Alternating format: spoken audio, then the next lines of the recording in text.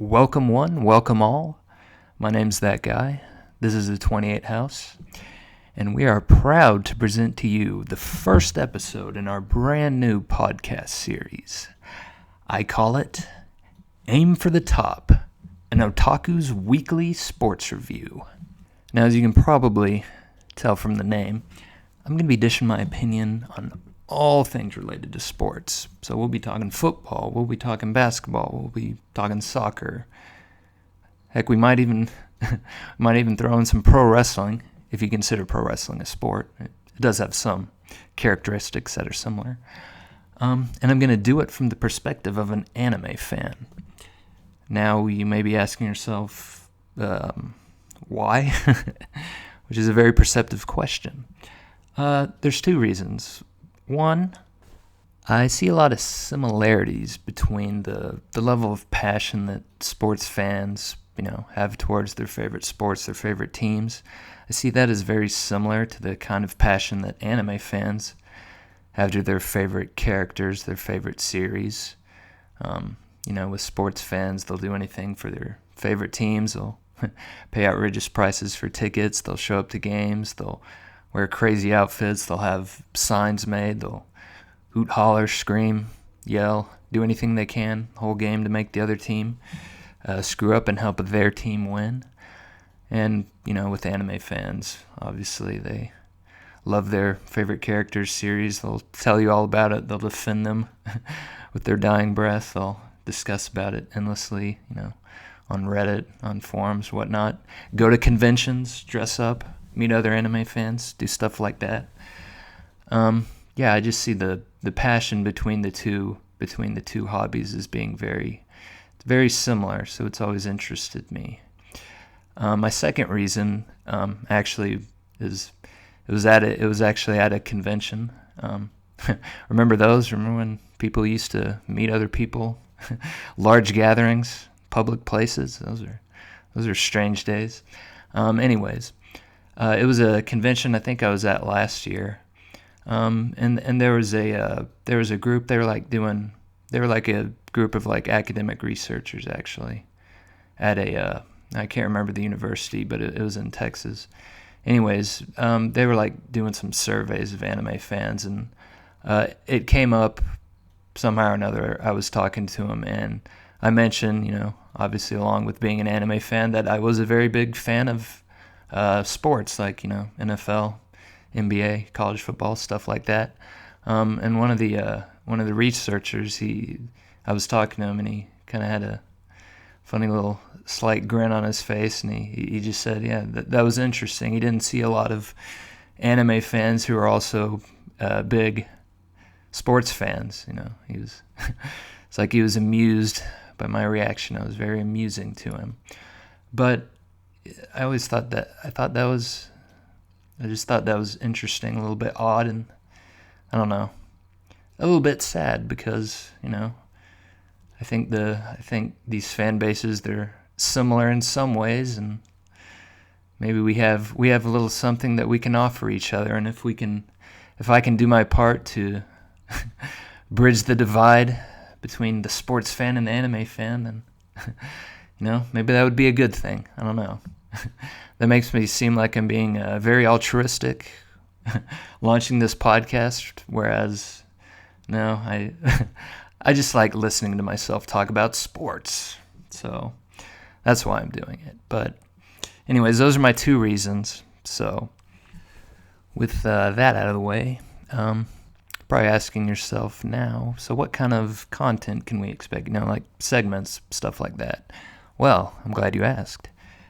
First, I'm gonna take a deep look at some of the sports that I really like, that I like the most.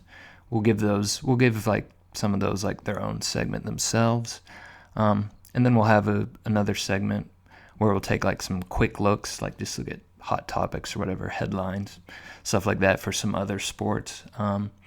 Also gonna do whenever like a famous sports person or noteworthy, something like that, when they pass away, we'll take a brief look at their career and give them a fond farewell. And then also what I'm going to do is, and this will be like once a month. So at the end of January coming up, I'll have this one. What I'd like to do is review a sports anime series. Now, although I'm a huge sports fan and I'm a huge anime fan, I have never had any interest at all in sports anime. So obviously there's a lot of anime series that involve sports teams, but yep, I've just never been interested in watching them at all until now. So now that I have this podcast, I thought that would be a good segment to have, that I would watch a series, one that's not too long. Like I'll stick to something that's like 13 episodes, somewhere around there. Maybe a little longer, but nothing real too long. But I'll choose a series and then I'll review it and give you my opinion of it, and hopefully that entertains you as someone who's dipping their toes into a subgenre of anime that I've never really been interested in before.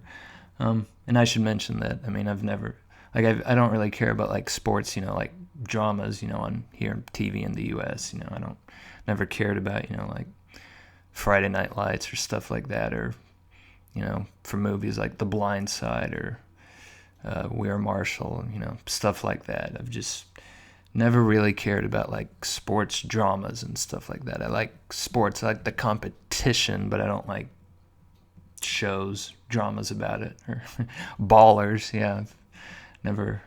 Couldn't get into Ballers. I'm sorry. Sorry to The Rock, but yeah, can never get into that.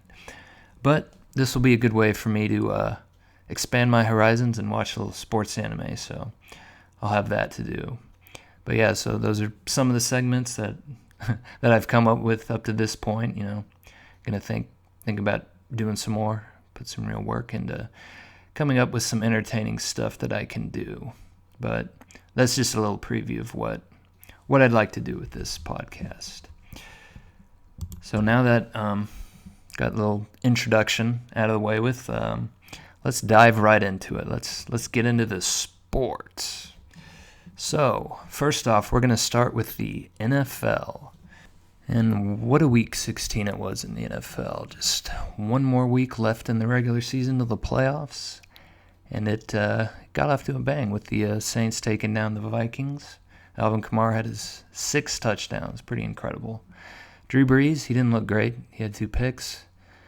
He's probably still feeling the effects of that rib injury that he got about a month or so ago, but they're going to go with him. They still have something to play for. They can actually still get the 1 seed there in the NFC if they win, if the Seahawks win, and if the Packers lose to the Bears.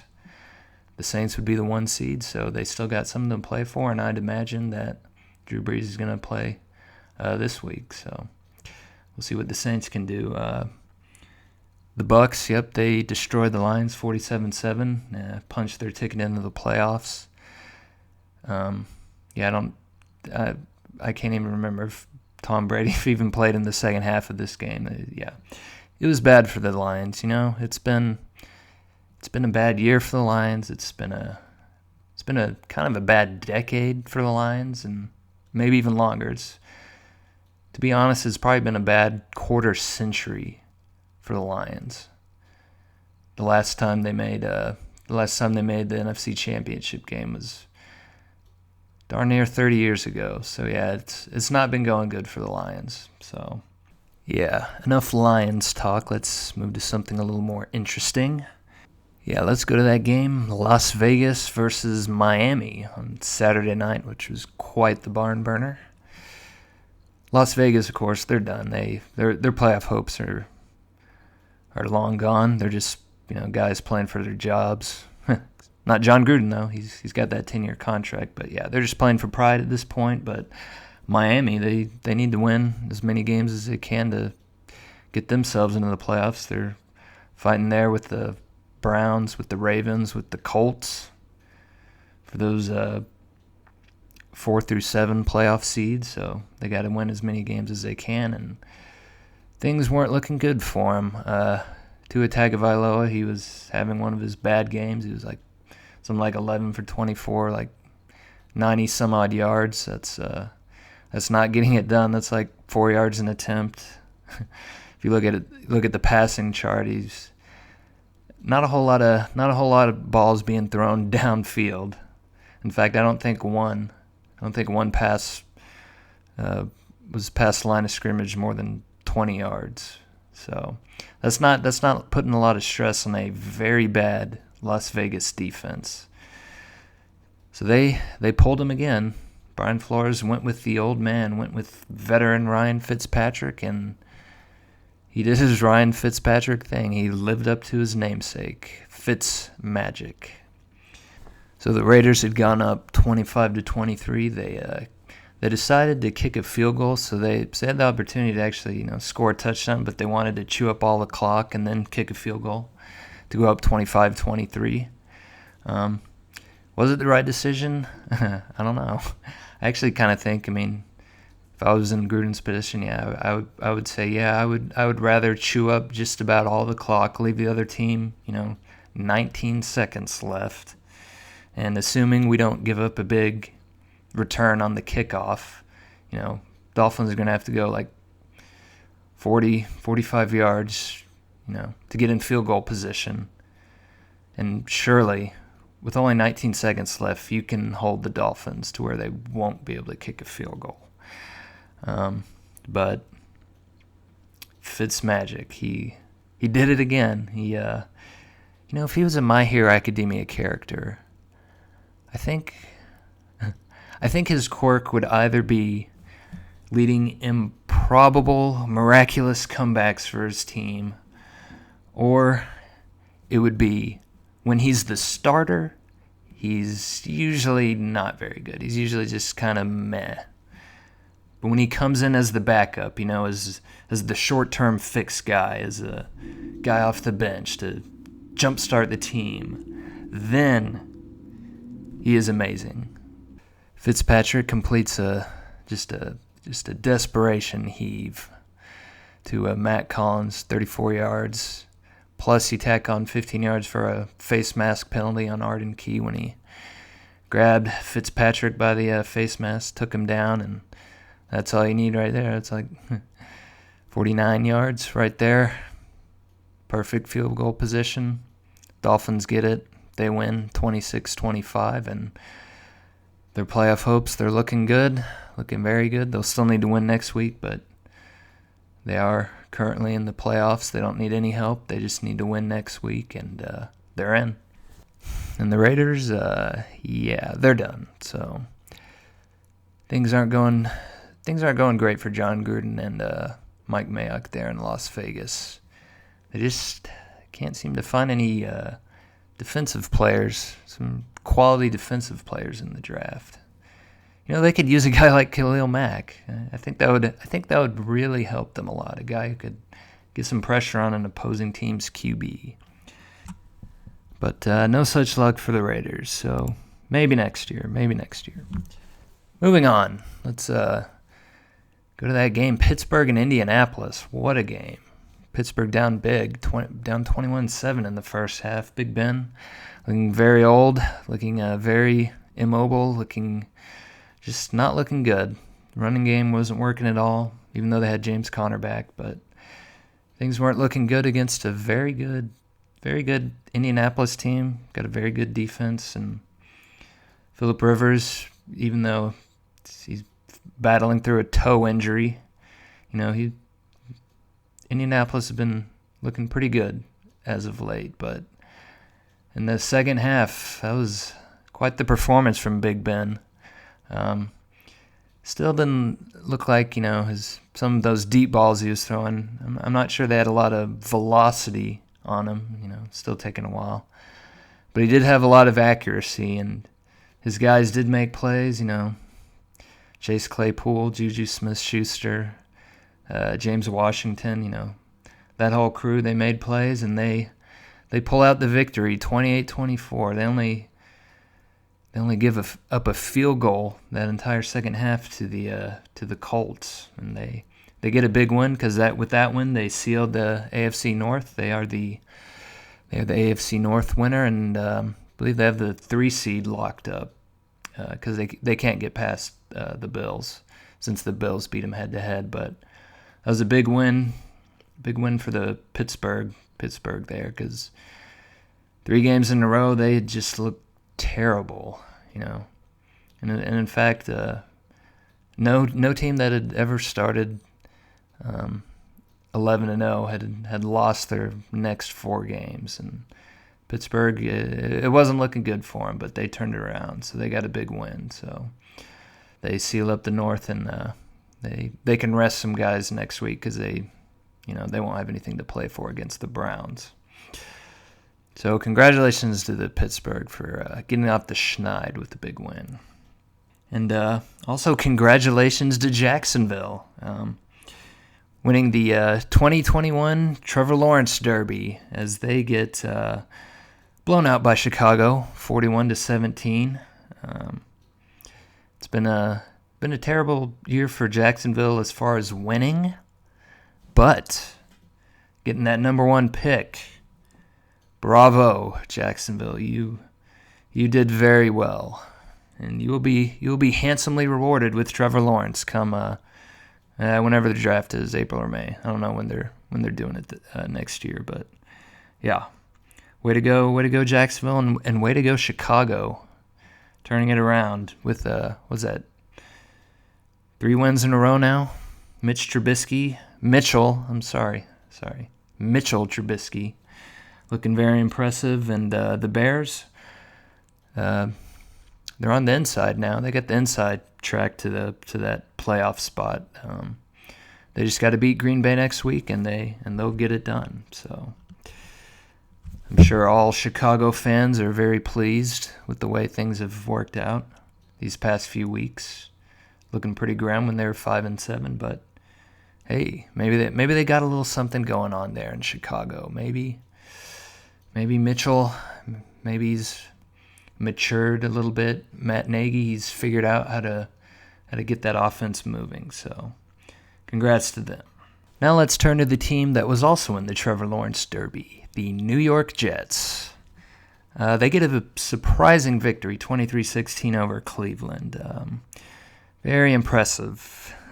Jets fans, are you starting to believe in Adam Gase and Sam Darnold and Frank Gore? He's still there. But yeah, they win their 2nd game in a row. They beat the Rams last week, and this week they get a big win over Cleveland to officially knock them out of the Trevor Lawrence Derby. They are not going to win that, but hey, maybe they're building something for next season. You know, maybe they decide to keep Adam Gase. Maybe they decide to keep Sam Darnold. Maybe they start building something, and that's all I'm saying, Jets fans. There's a glimmer of hope there for you. So just because you're not getting Trevor Lawrence, things might still be looking up for you. So keep your chin up. That's all I'm saying. But for the Browns, that was not pretty, but I guess it should actually kind of be expected because they're missing their top 4 wide receivers due to COVID, tested positive, that kind of stuff. So we're not eligible to play for the game. And I think they also lost a lineman or 2 as well. So, trying to go out there with limited practice time with receivers that were, on the practice squad the week before. In a week like no other where there's, no time to establish any kind of a rapport between the quarterback and the receivers. Yeah, that's usually not going to be a good proposition. And, offense struggle all day. Baker Mayfield, I think he had a couple fumbles. It wasn't a great day for him, and that's unfortunate because the Cleveland, although they are still currently in the playoffs, they do need to win against Pittsburgh to get in. Because if they were to lose and say the Colts were to win, then the Colts would slide in and Cleveland would be out. So Cleveland needs to win to secure themselves a playoff spot, or else they need some help to get in. And yeah, it would be a big disappointment because it's been a good year for them. They're 10-5. Offense has looked alive, like it has a pulse this year under Kevin Stefanski. It looks a lot different than like what it was under Freddie Kitchens last year. That was That was a big mistake for them. Baker Mayfield was looking pretty bad. But they seem to have righted the ship this year, and it would be unfortunate for them if they weren't able to make the playoffs, because it's been what, like 20 years? I think Bill Belichick was the coach last time the Browns made the playoffs. So we're pulling for you, Browns. We here at the 28 House, we're pulling for you. So we'll see if they can get it done next week. Speaking of the AFC North, let's turn to their division rivals, the Ravens. They get their 4th win in a row. They beat the New York Giants 27-13, and they're looking good. They're currently in the playoffs. They just need to beat the Bengals next year. They don't need any help. Just win your game next week, and you're in. Lamar Jackson, Mark Ingram, J.K. Dobbins, Dez Bryant. Glad to see Dez getting back in on getting back into football and contributing. It's always a good thing. Throwing up the X, as it were. But, yeah, Ravens are looking good, and the Giants.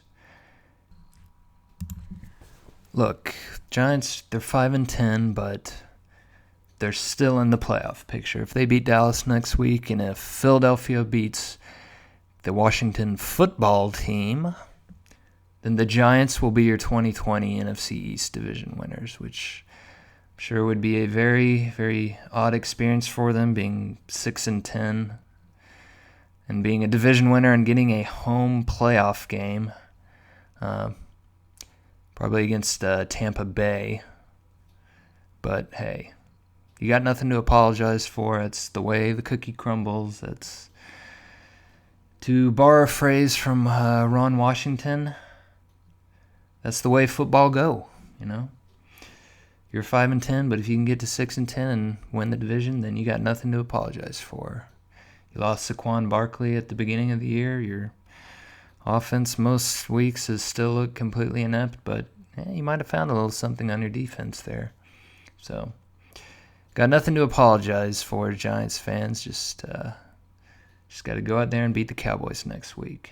Staying in the AFC, KC wraps up the 1 seed with a 17-14 victory over the Falcons, which, another game where the Chiefs, I don't know if they're just bored with the regular season, if something going on with them. They just haven't quite looked as locked in as they were even the beginning part of the season. But they win 17-14 as Falcons. They had a chance to tie it up, but Young Hoku misses a 39-yard field goal, which is, I'm sure, terrible to all Atlanta fans there, because you would expect a 39-yard field goal to kind of be automatic, but especially at Atlanta, so it's in a dome, so you don't got to worry about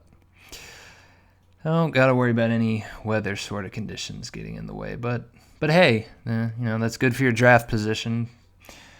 Maybe not so good for, Raheem Morris if you wanted to keep the job, if he wants to be the head coach for next year. But the Falcons are showing some fight, so they are showing that, and they have won a few games. To be honest, I'm not sure. I'm not sure if the Falcons, they should just blow it up after this season.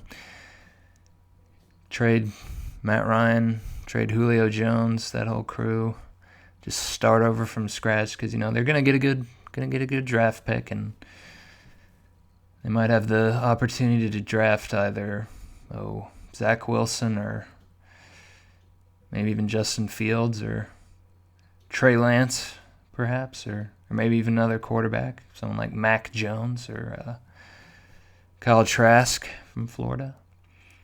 I don't know. I don't know the direction the Falcons go after this season, but it's going to be a big offseason for them for sure, with high draft pick and with the coaching situation in flux, and with all those veterans on that team making a lot of money. So we'll see what the Falcons do. All right, now let's focus a little more on the NFC, and we'll go to the NFC West, where the Seahawks took on the Rams, the LA Rams. Very defensive kind of game, a lot of punting, not a ton of big plays in this one. And the Seahawks win 20-9 to wrap up the division. Very, very impressive for the Seahawks, as their defense was, quite honestly, it was atrocious first half of the season, but they make a trade for Carlos Dunlap with the Bengals, and they get Jamal Adams healthy. He was kind of banged up there for a while, but they get those two guys back in there, and all of a sudden, hey, it's the Legion of Boom once again. Well, not quite, but it's starting to look a little bit like the Legion of Boom, maybe.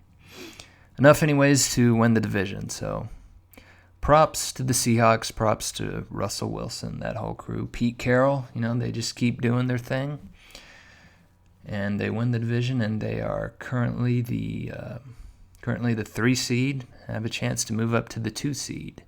But for the Rams, that was another very not good performance by Jared Goff on the day. Although he did injure his thumb on his throwing hand, so that possibly could explain part of the performance. But yeah, it was not a good day by him, not a good day by the Rams, and they lose. And they fall to 9-6. They're currently still in the playoffs, but they got to win next week.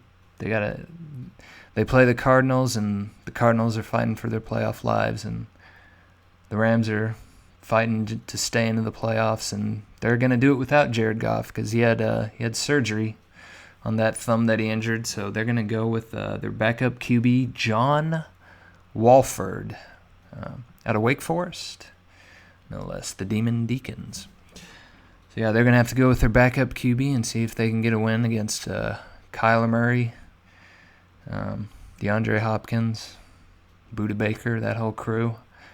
It's gonna be a tall task for old John Wolford, I'm thinking. Although it is at LA, which I suppose is something. Although since LA no longer actually plays in the state of California right now due to COVID restrictions, it's not going to be much of a home game because the game is actually in Arizona, even though it's being called a Rams home game. So that's going to be interesting, but that should be a good one next week. Should be a very good one. See who can win that one. If the Rams win, they're in. If the Cardinals win, they actually still need help to get in. I believe they need the Bears to lose, and then they would get in. The NFC playoff picture, kind of like the AFC playoff picture, it's still a little bit muddled. It's going to come down to the last week. All right, now we get to go to the really fun stuff for me. We get to talk about my team, the Dallas Cowboys. What a game that was against the Philadelphia Eagles. Cowboys win 37-17. They knock the Eagles out of the playoffs, and they put themselves right back in the division mix. As if they beat the Giants next week and the Eagles can beat Washington, then your Dallas Cowboys will be the NFC East division winners. And let me tell you, folks, when we were 4-9, I was pretty much thinking, yeah, we should just go ahead and, lose the rest of the games here out, get as high of a draft pick as we can, and look for next year when Zach Martin and Tyron Smith and Lyle Collins are back. Of course, Dak Prescott, hopefully, he'll be back after that very horrific-looking ankle injury. It's one of the very bad one, kind of like what Gordon Hayward did with Boston a couple years ago. Just look into next year to build the team. Just kind of take a mulligan on this year. But no, my Cowboys, they are showing some fight. And they get a win, and Andy Dalton looking pretty good these days. He got off to kind of a rough start, which was largely due to the offensive line just being in such flux, having to start like undrafted rookies, Terrence Steele and Brandon Knight at your tackles and Tyler Biotish at center, your rookie who, although, they drafted him to be the center of the future, they weren't expecting to be the center right away, but when Joe Looney got hurt, they had to put him in there. But anyways, yeah, Andy Dalton, he wasn't looking so good those first few weeks. He was under a lot of pressure. He was making a lot of mistakes. He got a concussion. He got nearly decapitated by a Washington linebacker whose name escapes me at the moment. But yeah, he had a concussion. He was out a couple games. They had the DiNucci game against the Eagles, where they were just throwing out all sorts of gadget plays, and DiNucci throwing his sidearm passes is, oh boy, it was, to be honest, they should have never started DiNucci that game. They should have thrown Garrett Gilbert out there. It's kind of coaching malpractice to expect DiNucci to have been able to do anything against the Eagles that first game. But anyways, the Cowboys were looking terrible, but hey, they turned it around, and they're in this division hunt. They can win it next week with a win and a Washington loss. And yeah, Dalton, he looked really good. He had 3 touchdowns. He over 100 yards to Michael Gallup and to Amari Cooper. Cooper's had a good year, not a great year, maybe not a year worthy of $20 million that he's making this year, but hey, that's okay. But Gallup, he's kind of had a tough year. Once Dak went out, he's kind of not been able to get it going. But he had a great game, like 120 yards, a couple touchdowns, looking like the Michael Gallup that we were starting to see there with Dak. So that was good to see. And even Zeke showed something. He got over 100 yards. He was looking a little bit like the Zeke of old. He maybe had a little more burst than what he's had all year.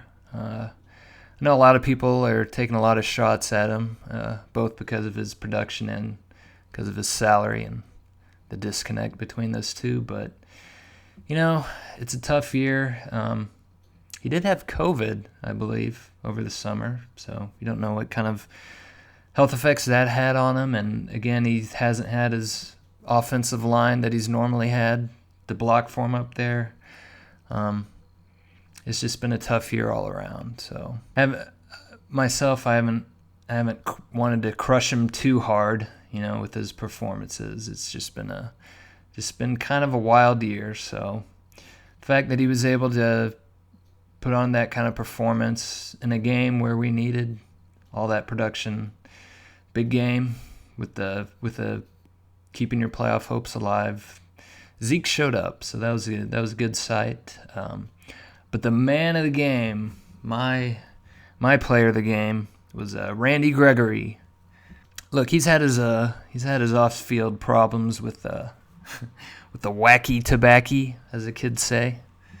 But hey, he's definitely showed why coming out in 2015 out of Nebraska, why he had first-round potential. Coming out in that draft, it was just a matter of the character concerns, the marijuana, those kind of issues is kind of what held him back, and what the reason was that he was a second-round pick. But whenever he's been out there, he's produced, and boy, did he produce last week against the Eagles. He had 1.5 sacks. He had 6 tackles, 3 solo. He had a pass defense. He forced a fumble. He had 2 QB hits. He was just making what the NFL analysts call splash plays. He was just making those all game against the Eagles offense. He was just making life miserable for Jalen Hurts. So it was good to see Randy Gregory out there, and good for the Cowboys that they got someone alongside DeMarcus Lawrence and Aldon Smith that put some pressure on the quarterback and make life difficult for the opposing defense. So that was a good sight. So Props to you, Randy Gregory. And we'll see what the Cowboys can do next week against the New York Giants. Should be a good one. And it could very well decide the NFC East division winner. So definitely going to be watching that. Definitely will be watching every play with bated breath, living and dying with the Cowboys. So that was our look at the NFL week that was, Week 16, very entertaining.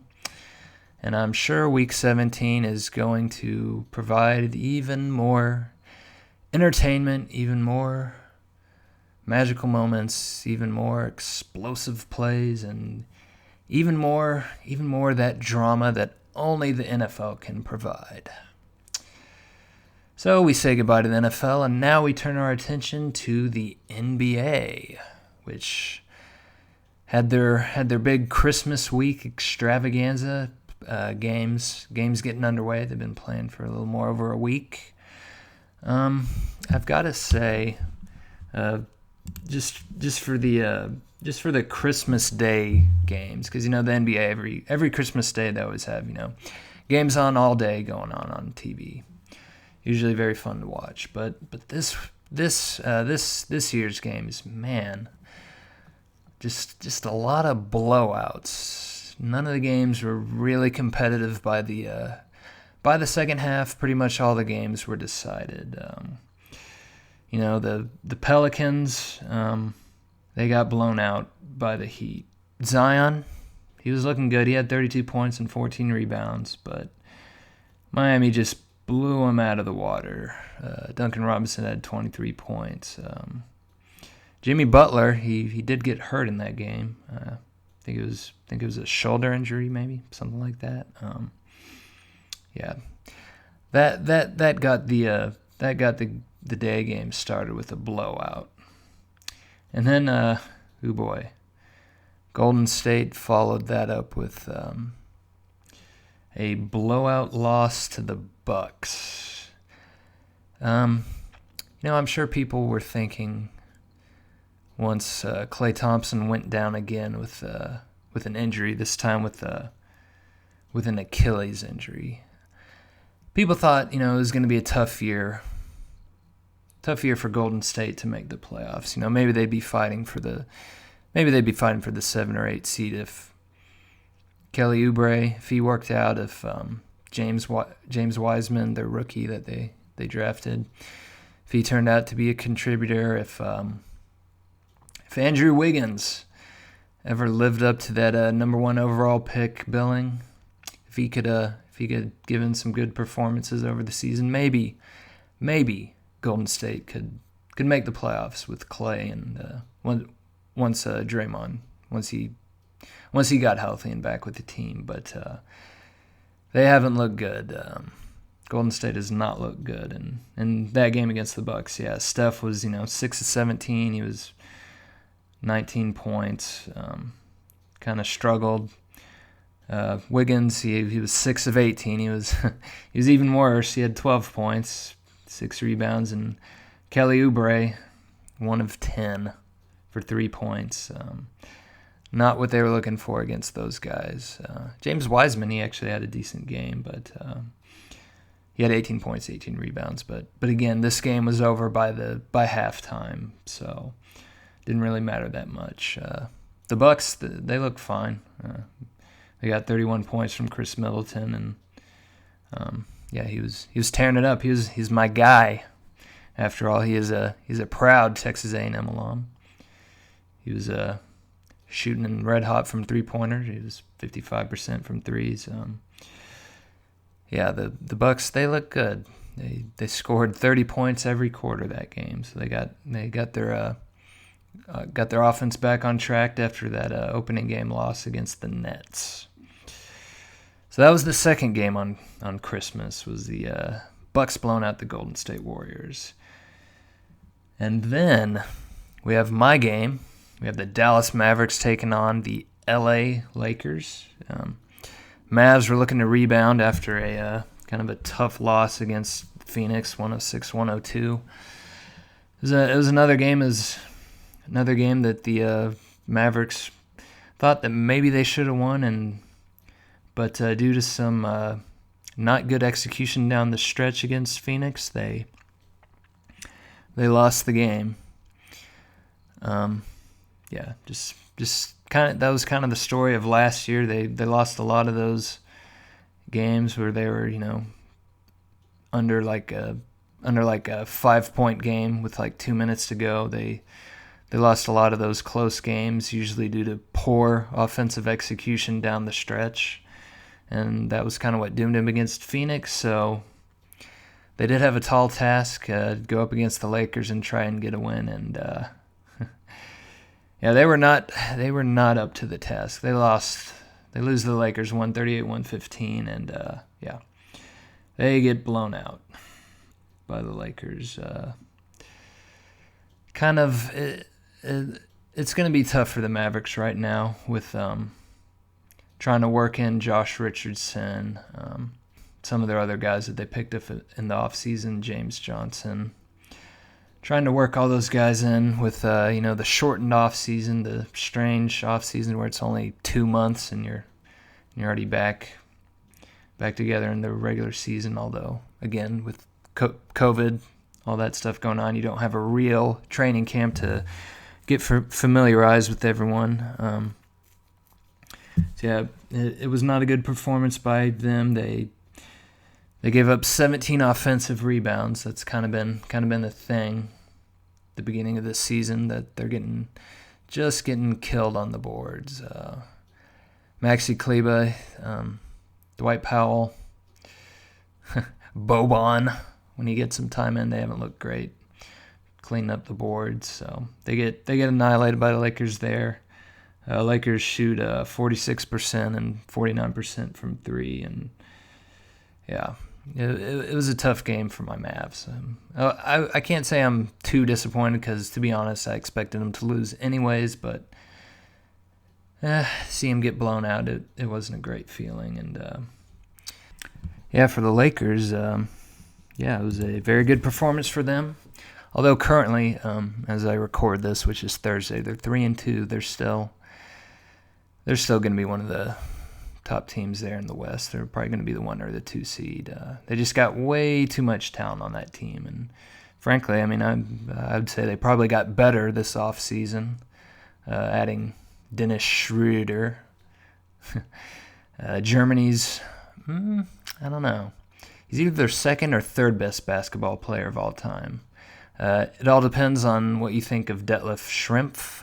If you think he was a better player, then put him at 2 and put old Dennis at 3. But he's a very good player to be able to bring off the bench. And they also got Marc Gasol, who, although still old, he can still get it done. He still can play pretty good defense, clean up on the boards. He can still space the floor a little with his outside shooting.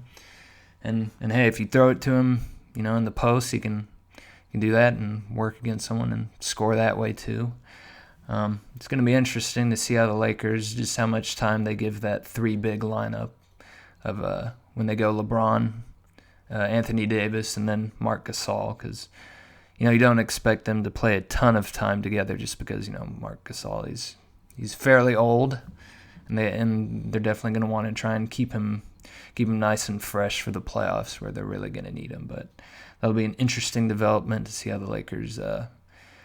See how Frank Vogel, see how he,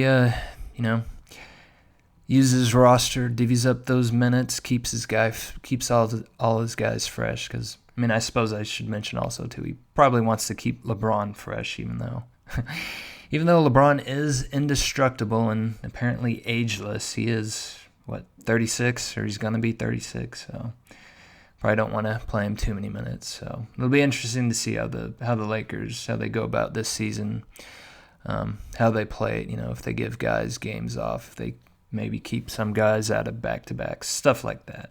But again for the Mavs, a little bit disappointing, but hey, we destroyed the Clippers the next game, beat them by 50 almost.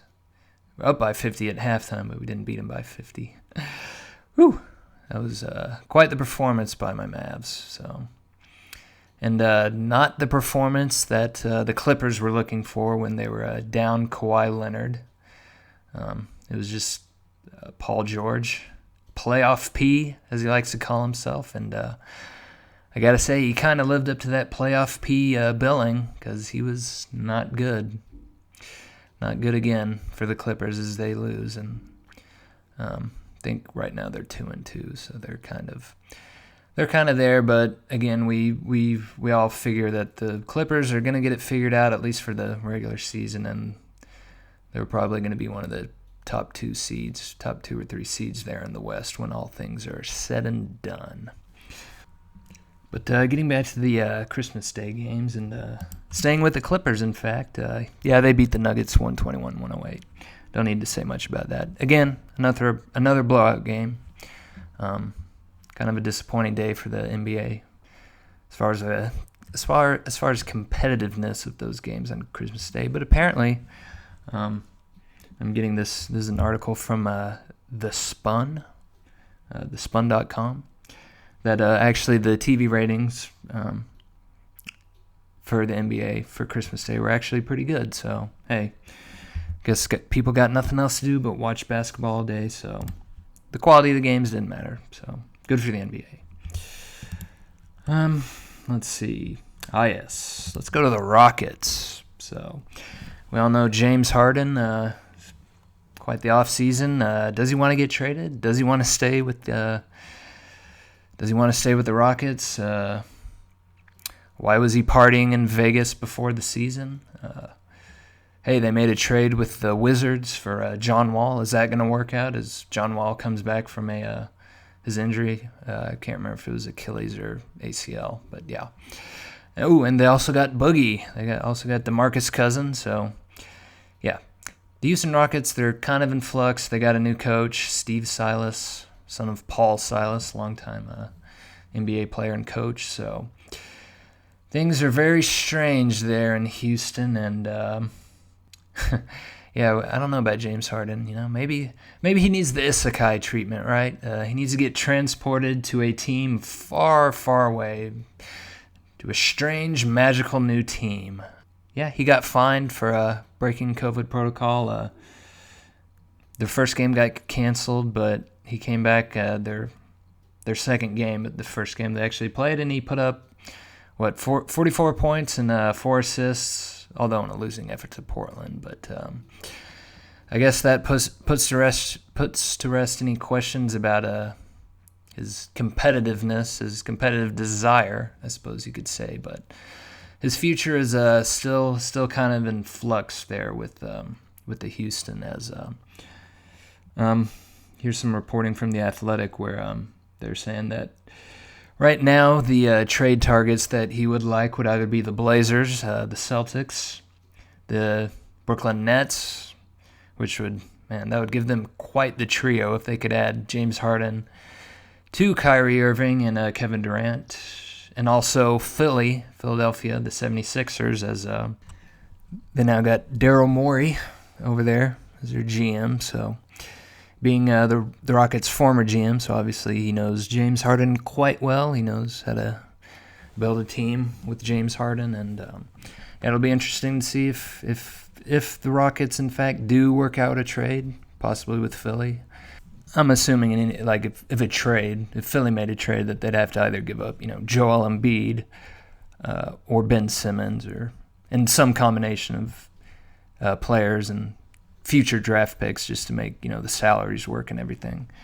So that'll be a very interesting story to follow throughout the year. Just the James Harden saga in Houston. Has it run its course, or hey, maybe, who knows, with Boogie and John Wall as his new sidekicks, maybe they get back to the Western Conference Finals. Maybe they even get to the NBA Finals. Who knows? Should be a very interesting year in the NBA. Hopefully a little better for my Mavs, because again we're 1-3.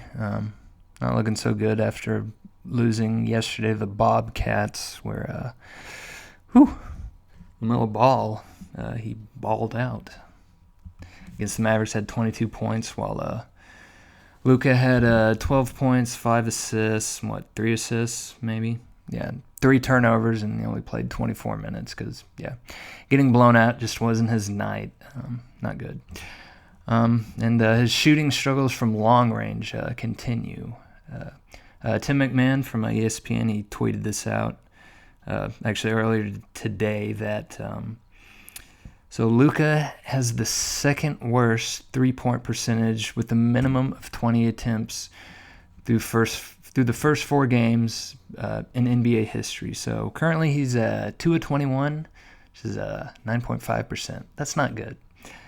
And he's the second worst, and the only person worse than him is Kelly Oubre this year, who is 1 of 21. He's 4.8%. So he does have that going for him. He's not as bad as Kelly Oubre, but not a very good performance so far for Luka and the Mavs. But looking at the standings currently for the NBA right now, it's looking kind of interesting. I don't know if you think Orlando's for real. They're sitting at 4-1. If you buy into Atlanta, if you got a lot of Trae Young stock, and they did add a lot of players, a lot of good players in the offseason. They got Danilo Gallinari. They got Bogdan Bogdanovic.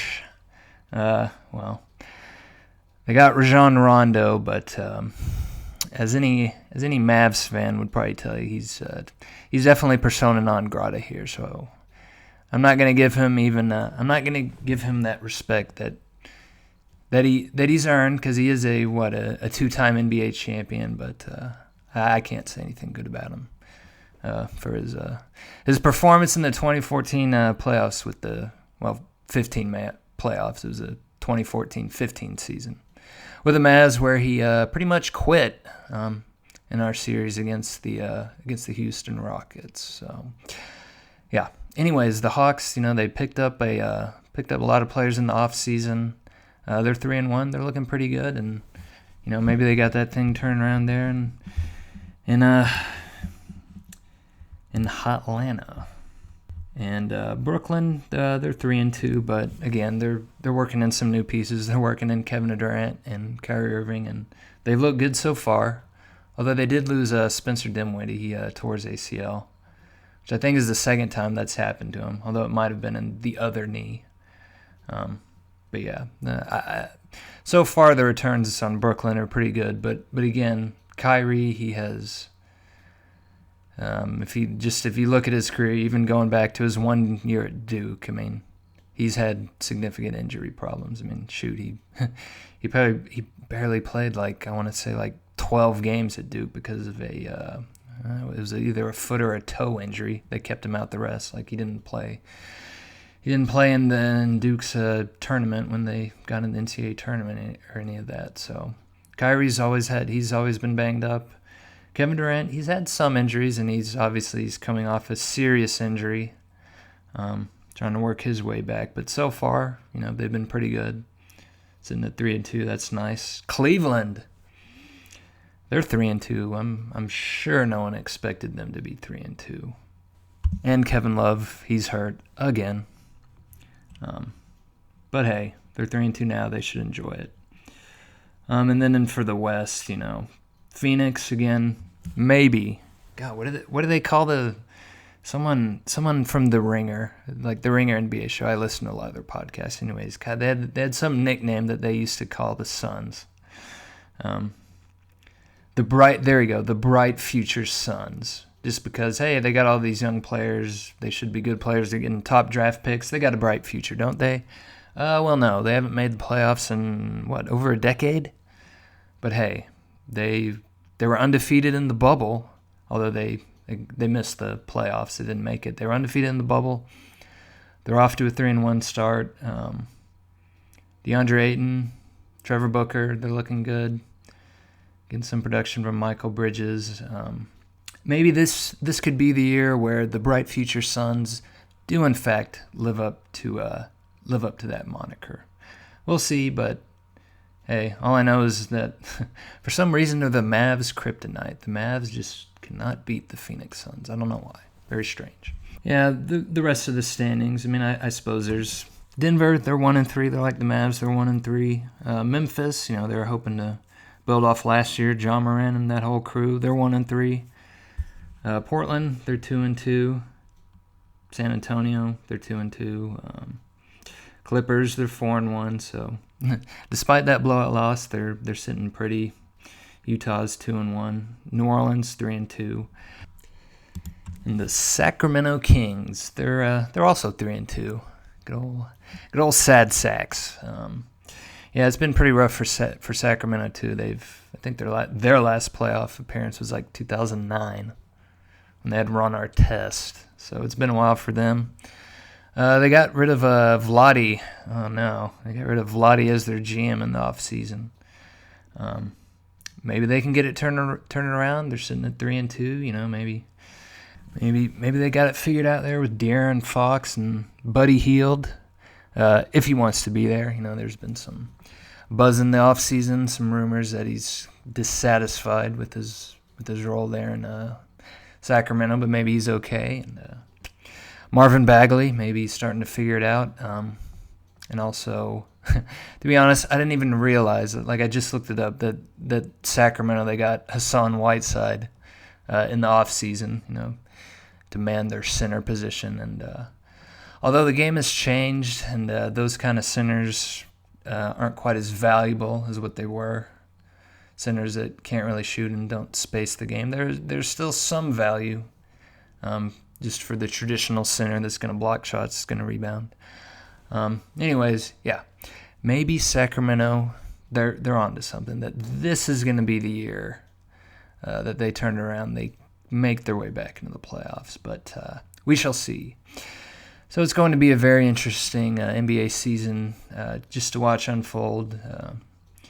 Although with the NBA, I mean, since it's only 4 or 5 games in the season, I usually kind of discount what happens right now. With the NBA, I like to look at it in like 10-game chunks just to see where every team is, and wait till about 10 games or so to start. Like trying to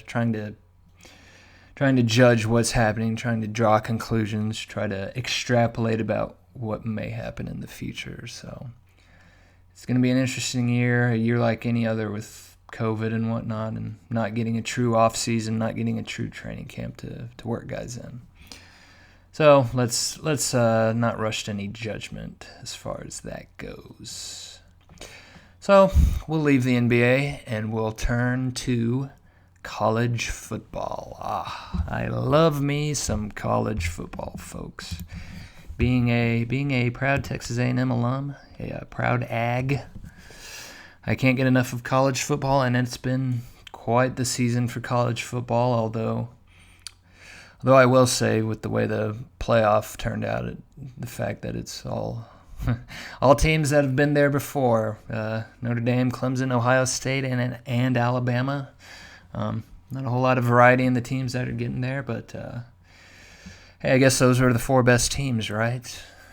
After all, Notre Dame did beat Clemson, although Clemson didn't have Trevor Lawrence, and they were missing a bunch of guys on their defense, and when they played the Clemson team at full strength, they got blown out. But, that's just me as a bitter Aggie trying to influence your opinion of them. I'm sure you probably all disagree with me, and Notre Dame deserved to be there, as did Ohio State. And of course, can't really argue with Clemson or Alabama being in there. But there's some other fun stuff with the college football going off. We'll get into the playoff a little later. Look ahead, a little bit of a preview. But yeah, it's bowl season. We all love the bowls, don't we? See, I'm old enough to come from a time when the only way you could watch anime was on Toonami, or at your school anime club, or if you were lucky, you might have had like a comic book shop or somewhere close to you where they rented anime. And it was so low tech.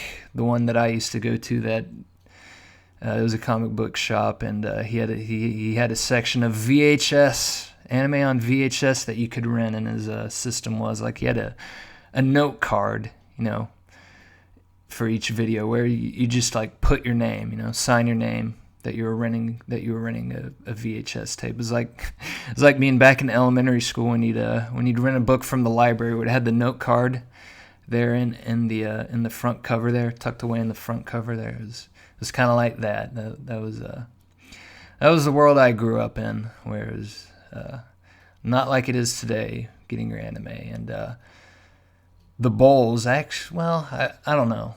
I feel like they kind of meant something back there, although maybe they really didn't. I don't know. Maybe that's just romanticizing the past, but there sure were a heck of a lot fewer bowls back then. So it was more of an accomplishment to make a bowl. There were like 20 some odd bowl games, and now there's probably over 40.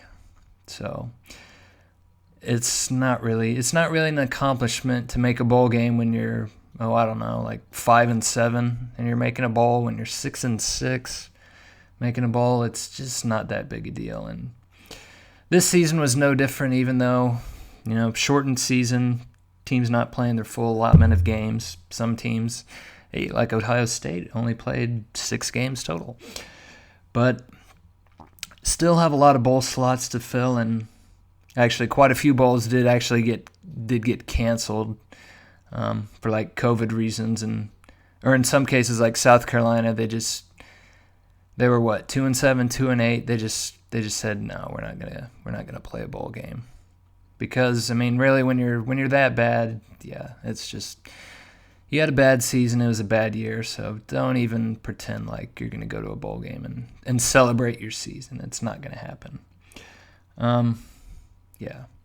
So the bowls, yeah, they've been probably less interesting this year because of COVID, because of as has become a growing trend pretty much since the playoff started, players opting out of their bowl game to focus on their future, what they hope to be their future NFL career. So that was no different this year, but there have been some highlights to the bowl season.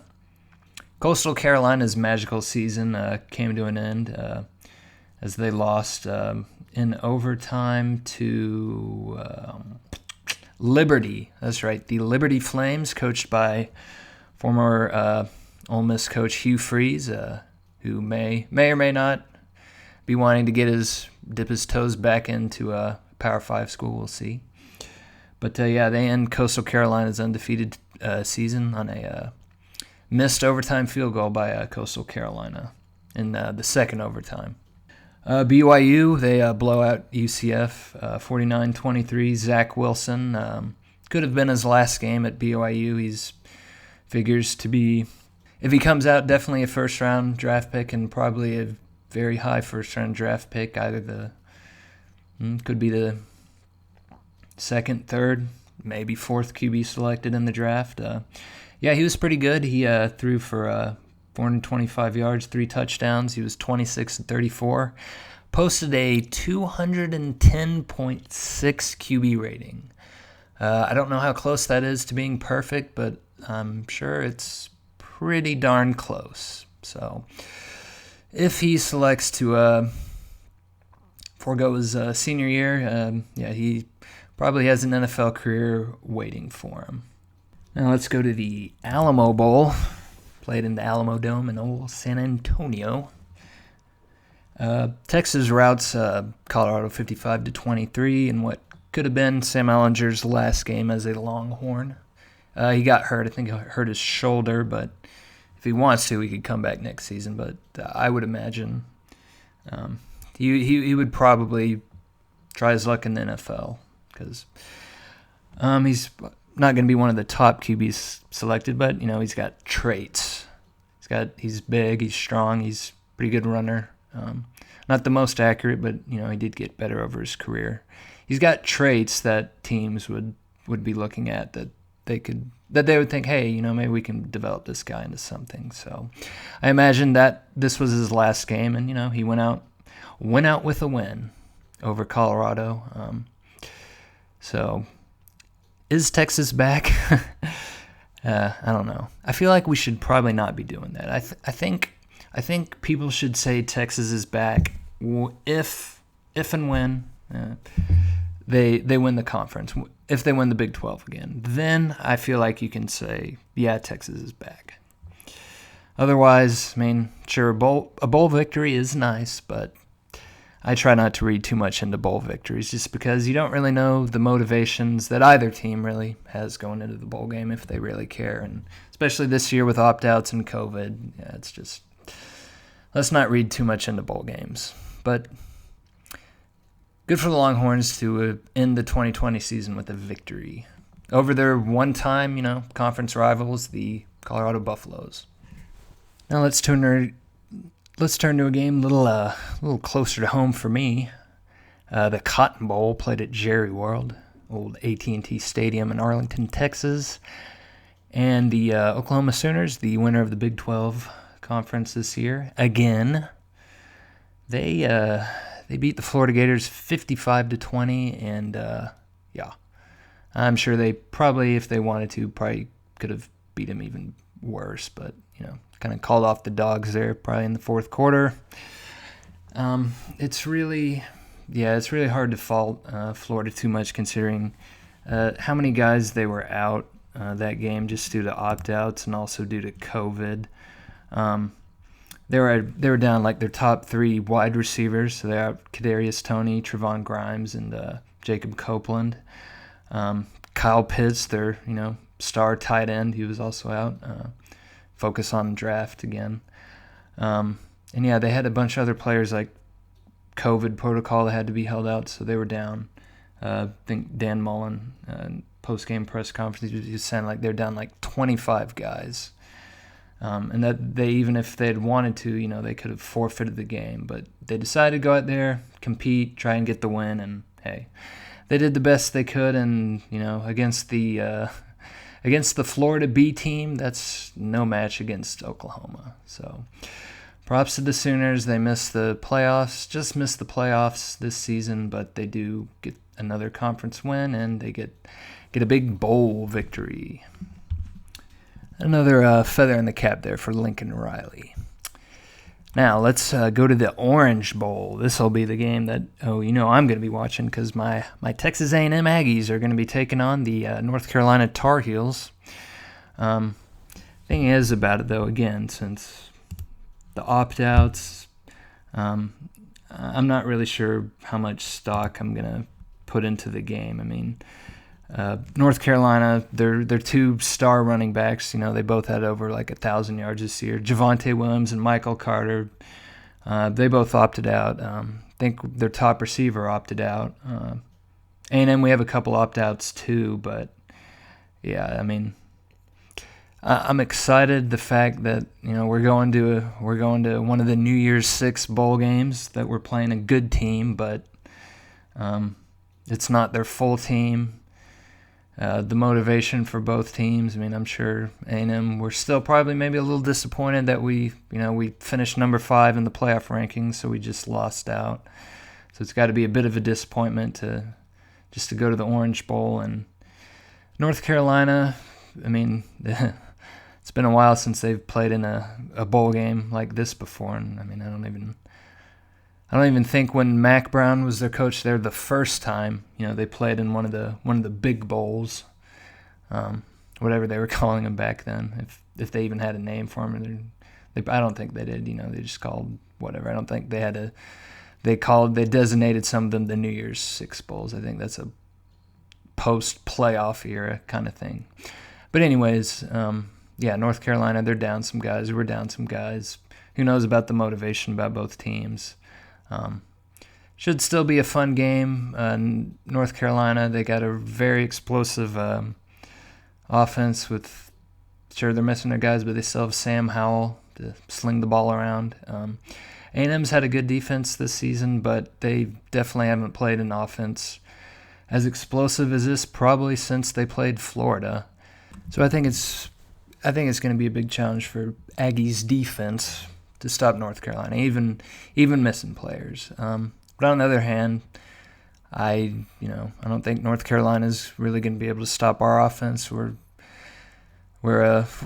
like we're not like some teams. We don't really want to run a high tempo, kind of up tempo style. A lot of plays, a lot of passing. We're more of a run the ball, set up the pass kind of team with Isaiah Spiller and Aeneas Smith.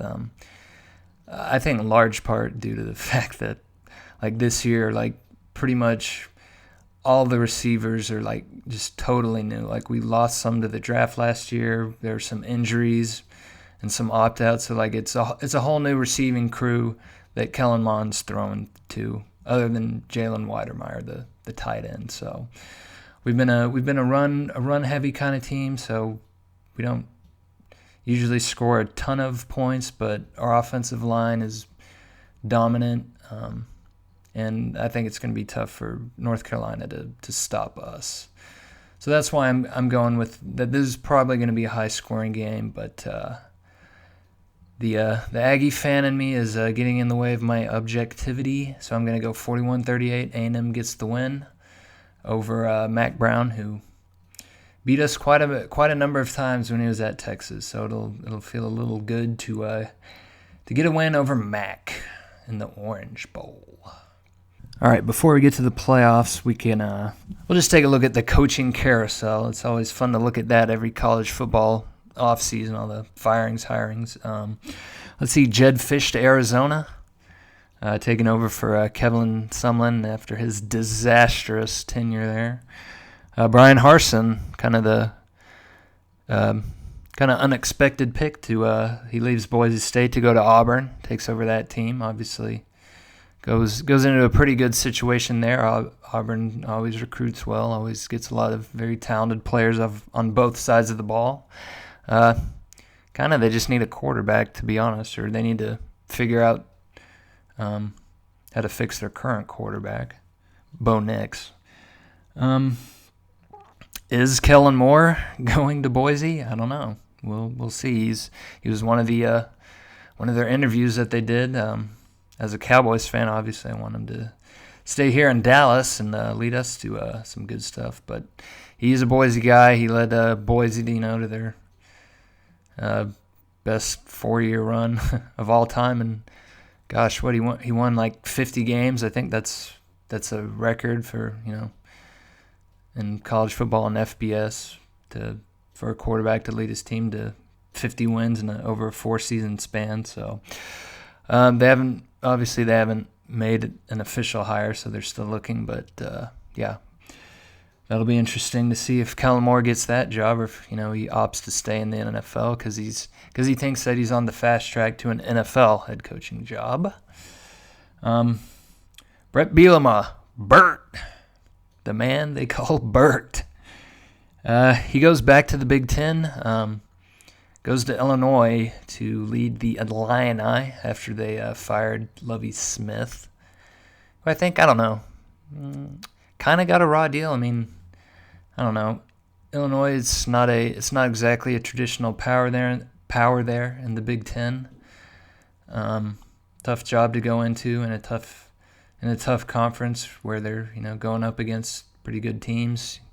Got Ohio State, you got Wisconsin, you got Michigan, not this year.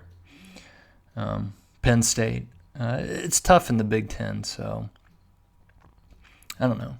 I thought Lovie, he wasn't terrible there, but again, he wasn't great. And I'd also read some things about how maybe he wasn't doing so well with the recruiting, with the local talent, that he wasn't able to draw in the local talent. In Illinois, to get him there. So maybe so that was a factor in them letting him go. So yeah, they get Bert. So good luck to Bert. We're rooting for you, Bert. Let's see, Butch Jones, one-time Tennessee coach. My dad called him Botch for all the big games they lost. I don't know if he got that from someone else or if he heard it from somewhere, but yeah, I always just call him Botch now. So. Botch. He gets the job there at Arkansas State, so we'll see what he can do there. Maybe he'll have more success in the I forget what Arkansas State is, and I think they're in the Sun Belt or they're in Conference USA. So maybe coaching, being the head coach in a Power 5 Power 5, not in a Power 5 conference, Bush will have some more success there. We'll see. And let's see.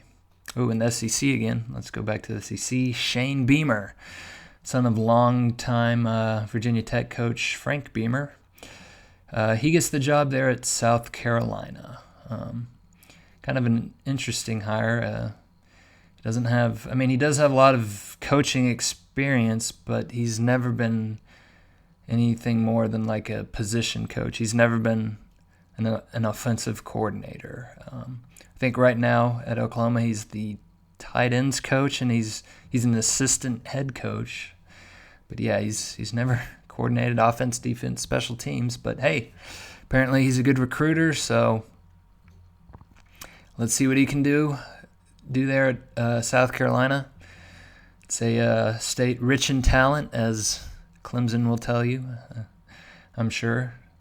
Even though, let's be honest, South Carolina's football history wasn't great until Steve Spurrier got there. That was probably just about their best run there, where they made the SEC championship game a couple times. It was probably their best run of football in their entire history. So it's not a place where a lot of coaches have had a lot of success, but it's in an area, it's in a geographic area with a lot of talent to recruit from. So it'll be interesting to see if Shane Beamer, if he can get it done there, or if he crashes and burns like I kind of think he's going to be, just because, again, he's never been even a coordinator. And trying to be a head coach in a Power 5 conference without that kind of experience, that's going to be a tough thing, buddy.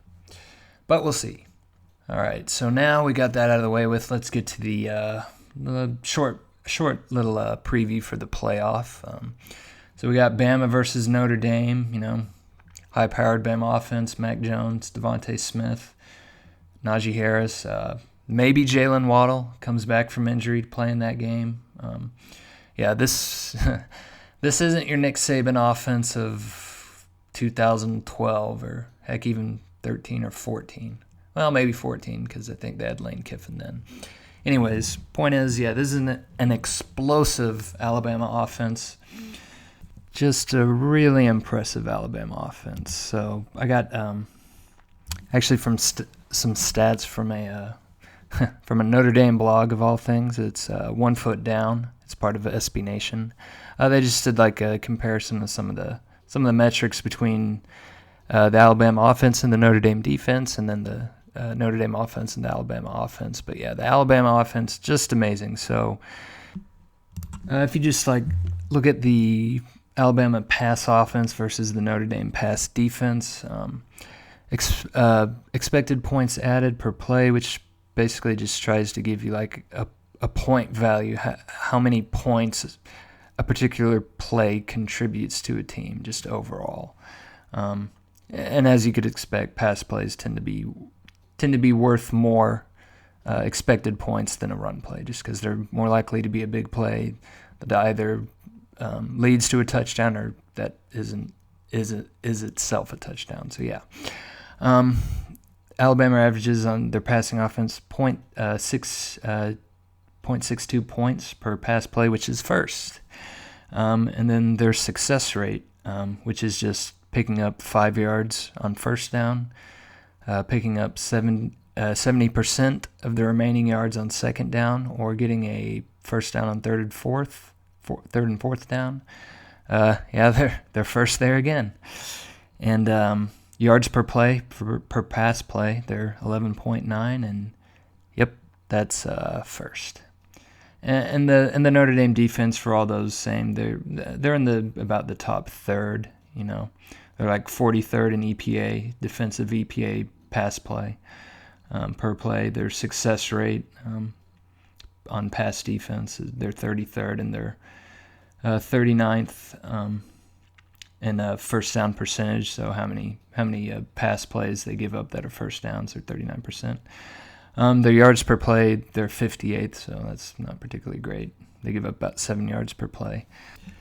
So yeah, the Notre Dame defense kind of looks like they're a little bit overmatched against the Alabama offense. But this is not a not like Nick Saban's defenses at when he was at Michigan State or LSU. Not a vintage Nick Saban defense. I mean, they still have good players like Patrick Surtain the second. I guess he doesn't go by junior.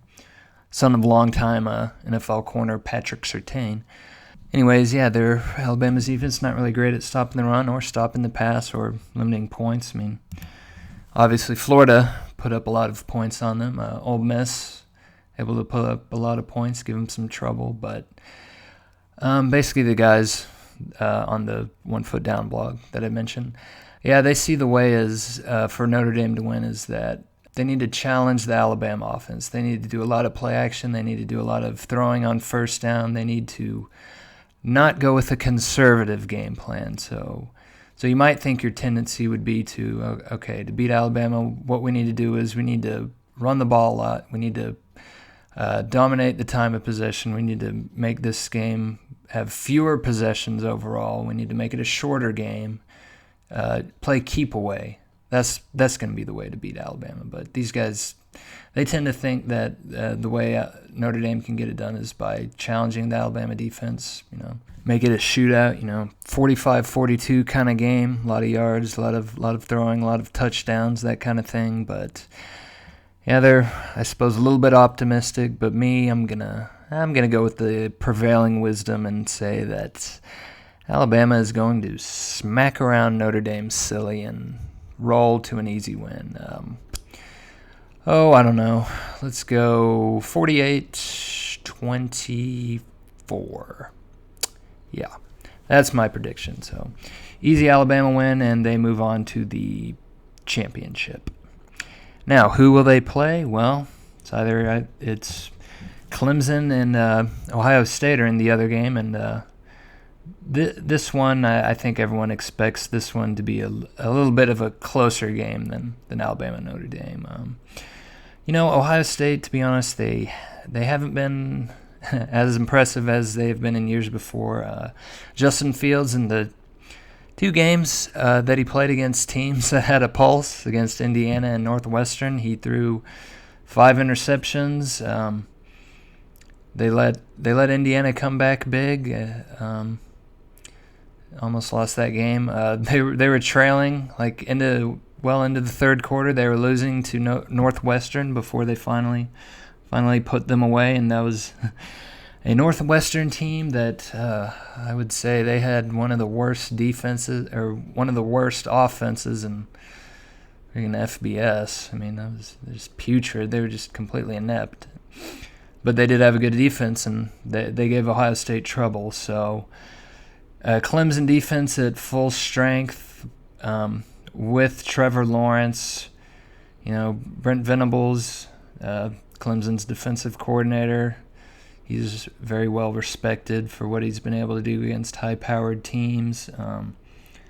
With James Skalski, their linebacker, and that whole crew. It's probably not as good of a Clemson defense as they've been in previous years, just because of all the talent that they've lost.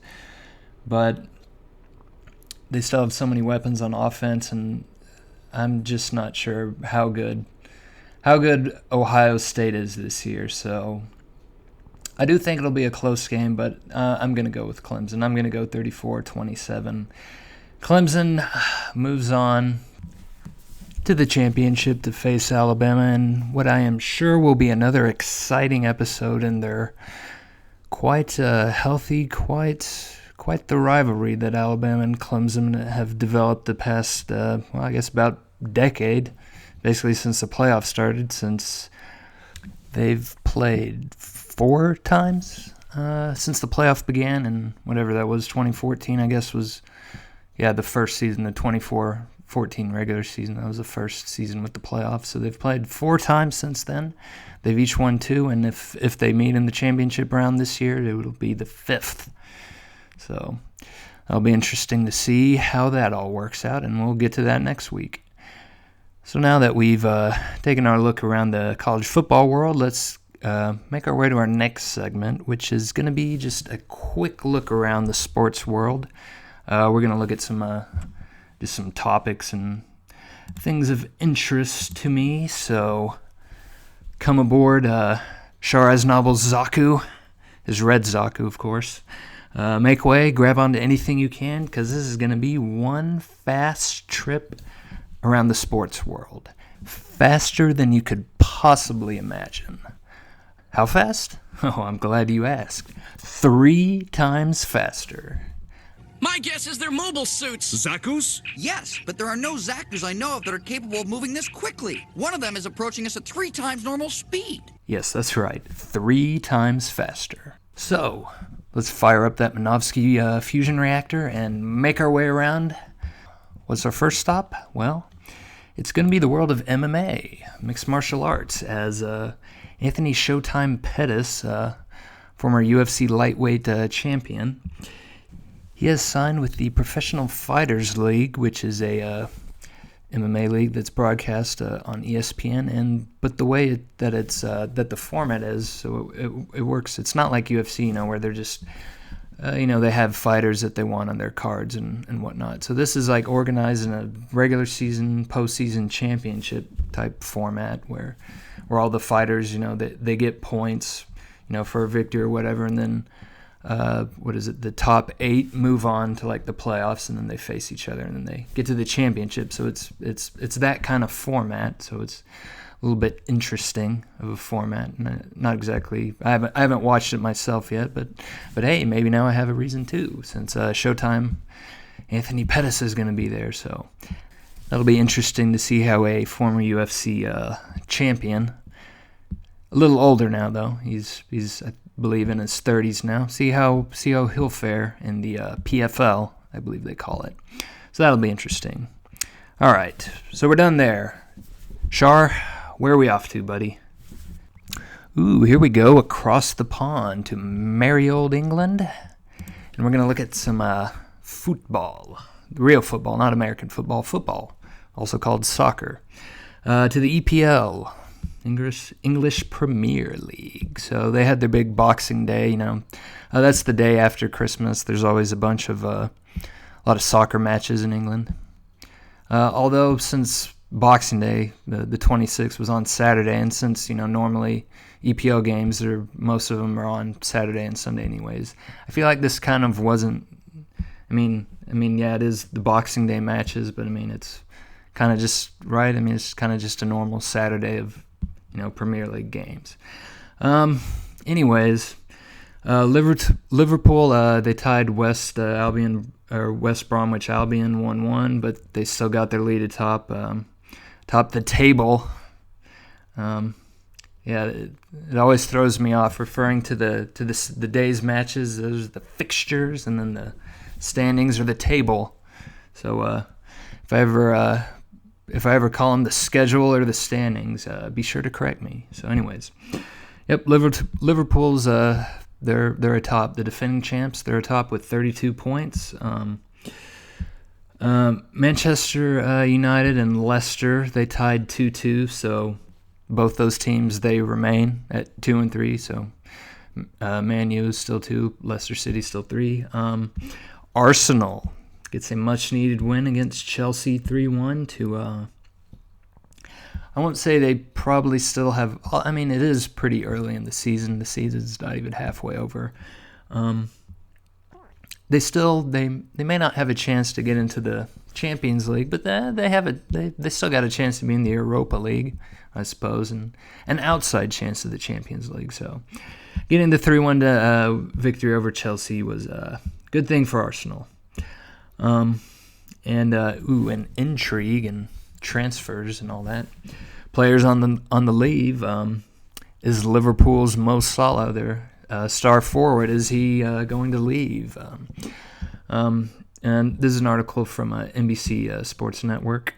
Mo Salah, he'd been talking to a Spanish news outlet, and I guess gave indications or hinted at perhaps playing, somewhere in Spain in the future at Real Madrid or, Barcelona. You can imagine Liverpool, they didn't appreciate that. Liverpool's manager, Jurgen Klopp, in comments afterwards, it seemed like he was kind of more confused than anything else as to why Mo Salah would want to leave. A good situation in Liverpool, getting paid a lot. They they just won the EPL last season, doing pretty good. But hey, grass is always greener on the other side. Things get old here. Most soccer players, anyways. I mean, they're always even the best ones. A lot of times, they're going to new teams every few years. So it'd be a little shocking if he left. But hey, these things happen in European soccer. All right, enough with soccer. Here we go. Off to the world of baseball, to the MLB. Where a couple major trades happened. So the San Diego Padres, they trade for a former Texas Ranger and former Chicago Cub, Yu Darvish. So they got him, and they also traded for Blake Snell to beef up their bullpen and their quest for an MLB championship. So we'll have to see how that turns out for them. And finally, we'll just make a very short, quick stop here in the world of college basketball. Gonzaga and Baylor, they're dominating. They're picking up where they left off from last season. They're both 1-2, killing it. My Ags, oh man, we're 5-1. We've got some pretty impressive victories over the University of New Orleans, Tarleton State, UT Rio Grande Valley, Southeast Louisiana, and Wofford, who actually is sort of decent. I mean, they do occasionally make the NCAA tournament, so they're not bad. But the only team from more of a major conference, TCU, they beat us down pretty bad, 73-55. So, who knows? I'm hoping Buzz Williams can turn it around there. Turn it around there in old Aggie land. And Arizona, University of Arizona, self-imposes a one-year postseason ban, so they won't be going to the tournament this year if they make it. And this was due to some recruiting violations, like there was some allegations of players getting paid and like steered towards agents, stuff like that. So 1 year they impose a 1 year postseason ban, and who knows, maybe that's enough to save Sean Miller's job there, or maybe the NCAA, because I don't think the NCAA has finished their investigation or laying down their penalties. So more penalties could be, more punitive measures could be to come for the Arizona Wildcats and Sean Miller. But for now, they will not be in the postseason. So that's it for our quick jaunt around the sports world. Give a big tip of the hat. Thank you to Shar. Thank you very much, sir. Now you can continue your never-ending war against the Federation so that you can lead all new types to what I'm sure will be a glorious, glorious future. So let's end this inaugural edition of our podcast with a fond farewell to a sports figure from times past. We will wish them happy trails to another dimension. You sure sent that planet to another dimension. Chao Tzu latched onto Nappa in an attempt to escort him personally to another dimension. I'm phasing into another dimension. Somebody must be passing into another dimension. Soon we will both be in another dimension. And he sent Kui to another dimension. For I will let you go to another dimension. I'm sorry to have to tell you this, but he was sent to another dimension. Thank you, various and sundry DBZ characters, for that introduction. Now for our sports figure. Last week, we're sad to note the passing of longtime NFL linebacker Kevin Green. So he started his football career at Auburn, actually, in the early mid-'80s. Interestingly enough, he actually did the ROTC while at Auburn, to be in the National Guard. All that, he did paratrooper training, and what did I read? Like his highest rank, I think he was a captain. So quite the accomplished soldier. He's quite the well-rounded individual, the football player, soldier. He must have definitely liked excitement and danger, I'm very sure. But anyway, so yeah, he was very good at Auburn. He was drafted by the Rams out of college. He played there for a number of years. Then he went on to the Steelers, then to the Panthers. And when, that might have been maybe their first or second year, like in the league. Like he was there very early in the Panthers' history. And I always remember him because like usually he had long hair, but for the Panthers, like he cut his hair. He had real short hair. I always remember that. And then he ended his career at the San Francisco 49ers. He was a 5-time Pro Bowler, 3-time All-Pro. He won Defensive Player of the Year in 1996. In his career, he got, I believe he had like 150 sacks, so that's an insane amount. He was voted to the 1990s All-Decade Team and that's voted by the Hall of Fame voters. So it's a very great honor for a football player to be named to the All-Decade Team. And after his playing career was over, he was actually a linebacker coach for Green Bay when they won their Super Bowl 45 at Jerry World. In fact, with on the snowstorm and all that. It was kind of a disaster. But, he was there. He was on that staff when they won Super Bowl 45 against the Steelers. And then after that, he took a few years off, I guess, and then he got back into coaching, and he was again a linebackers coach with the Jets when Todd Bowles was there, but he was let go in 2018, and he hadn't been coaching since then. Also of note, and I'm really disappointed with myself because I didn't remember this. He made some appearances on WCW, so he had a bit of pro wrestling experience himself. And yeah, I was definitely all about the Monday Night Wars, WWF Raw, and at the time WWF, now it's WWE, but yeah, Raw and Nitro, WCW Nitro, but old Kevin Green was on a few. He was on a few. He was on a few their pay-per-view events, and he was on one episode of Nitro. But famously, at a Bash at the Beach in 1998, he was chokeslammed by the Giant, and he lost the match. Of course, he got pinned, as you would expect. Kevin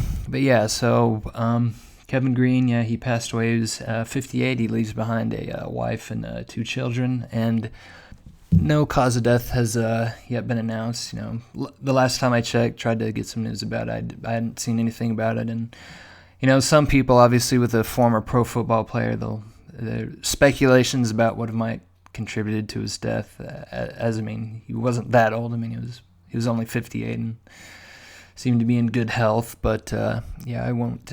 I won't venture to speculate on what could have been the cause of his death until we have, say, a coroner's report or something. So Kevin Green passed away at the age of 58. So long, farewell, happy journey to